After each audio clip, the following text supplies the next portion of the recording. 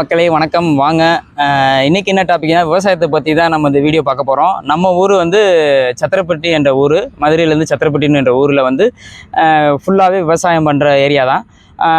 இப்போ வந்து ஒரு 10 வருஷத்துக்கு முன்னாடிலாம் நல்ல விவசாயம், இந்த ஏரியா பூரா நல்லா விவசாயம் பண்ணாங்க.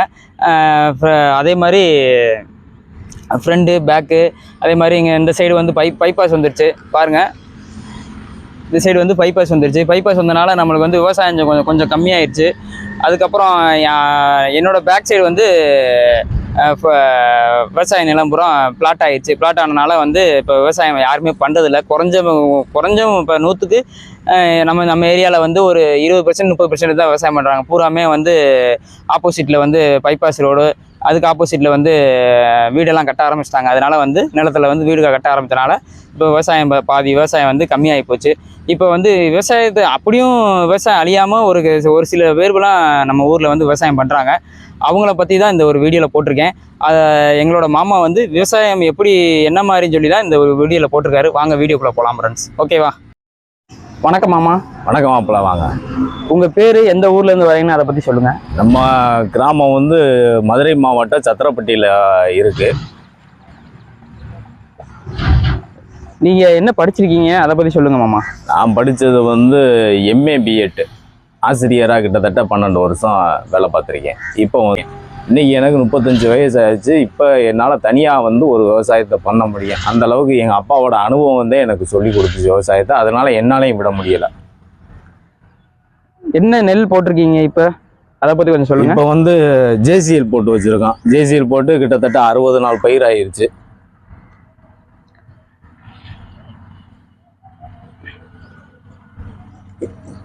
இதுக்கு என்ன உரம் போட்டிங்கன்னா நம்ம அந்த பயிரெல்லாம் எடுத்துட்டோம்னா நம்ம எப்பொழுதுமே வந்து அறுவடை முடிஞ்ச உடனே 20 நாளைக்கு செம்மறியாட்டு கடையை நிப்பாட்டி தொழு உரம் ஆக்குறது. ஆக்குனதுக்கப்புறம்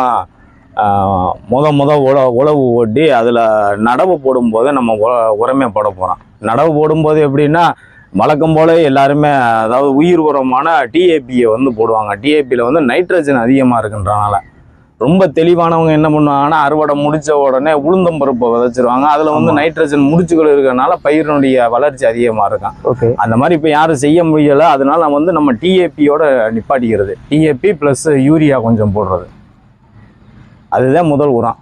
இப்போ இந்த பயிர் ஓரளவுக்கு நீங்கள் வளர்ச்சி அடைறதுக்கு உங்களோட உரம் போடுறீங்க. இந்த தண்ணிலாம் வந்து நீங்கள் எப்படி டெய்லி விடணுமா, இல்லை வாரத்துக்கு 2 நாளோ 3 நாள் விடணுமா, இல்லை அந்த மாதிரி எப்படி? வந்து நெல்லுக்கு வந்து அதிகமான தண்ணி தேவைப்படும். எப்பொழுதுமே தண்ணி எந்த அளவுக்கு ஏற்றி நிப்பாட்டுறோமோ அந்த அளவுக்கு பூச்சியினுடைய தாக்கங்கள் வந்து குறையும். எதனாலனா அந்த குருத்தளவுக்கு தண்ணியை ஏற்றி நிப்பாட்டும் போது குருத்தில் வந்து பூச்சிகள் வந்து விழுகாது.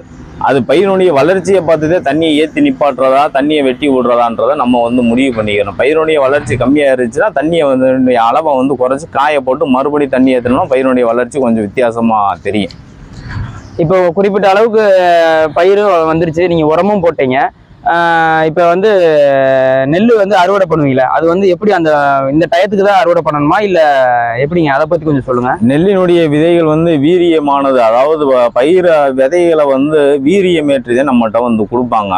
அப்படி கொடுக்கும்போது அந்த நெல்லினுடைய பயிருக்கு இவ்வளவு நாள் அப்படின்ற கணக்கு இருக்கு. ஓகே, நாள் வந்து குறைவான நாட்கள் தான் இப்ப எல்லாத்துலயுமே இருக்கு. 90 நாள் பயிர்ல இருந்து 120 நாள், அதிகபட்சம் போனா 180 நாள், ஓகே 300 நாள், அந்த மாதிரி எல்லாம் பயிர்கள் இருக்கு. ஆனா இந்த பயிர் வந்து எத்தனை மாசம் போட்டிருக்க நெல்லினுடைய பேர் வந்து ஜேசிஎல். அதனால வந்து இது 120 நாள் பயிர்.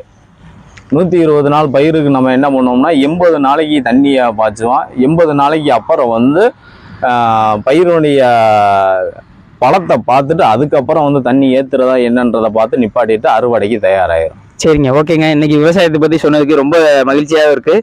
ரொம்ப நன்றி சாரதி மாமா. ஓகே, ரொம்ப நன்றி, தேங்க்யூ. ரொம்ப நன்றி மாப்பிள்ள. மாமா வந்து இன்னைக்கு வந்து விவசாயத்தை பற்றி சொல்லியிருந்தாங்க. ஏதாச்சும் உங்கள் மனசு கஷ்டப்படுத்துகிற மாதிரி ஏதாச்சும் பேசியிருந்தா இந்த வீடியோக்காண்டி அவங்கள மன்னிச்சுக்கோங்க. ஓகேவா? Thanks friends.